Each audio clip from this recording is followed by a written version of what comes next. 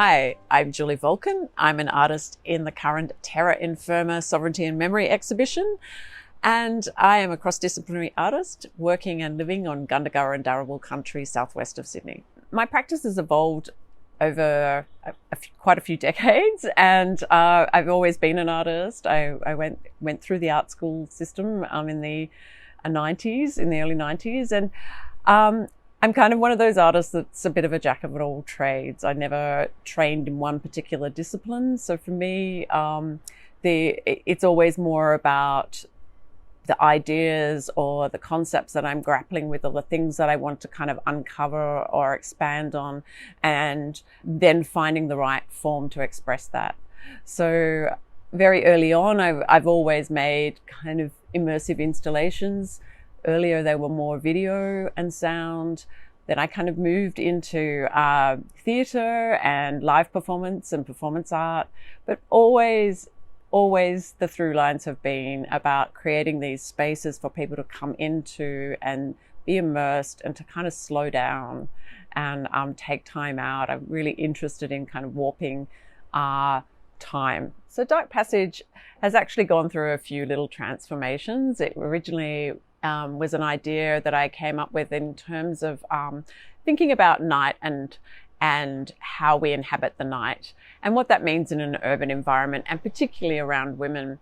Then this kind of transformed over the last 6 months, especially in relation to everything that has been happening in the world right now. We're in a really interesting and kind of strange and kind of amazing place at the moment in terms of how we can reconsider how we inhabit place and the world. So when people enter the space, I suppose the first thing they'll see is the title of the work, which is DARKpassage, and that might seem out of step with actually the space itself, because the space will be lit it's white, and the objects are kind of a clear, ephemeral, PVC hanging abstract objects, and it is quite light, so it seems kind of the opposite to what the title might infer.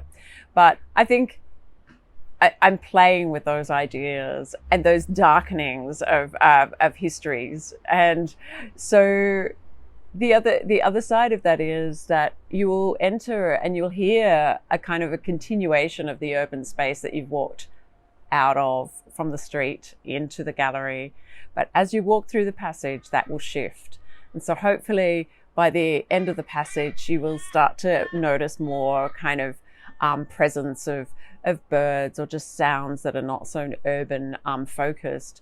There is a chair at the end of the passage that is an invitation for the audience to sit down and kind of just sit in that space and hear those sounds and maybe look at the objects that are hanging in that space.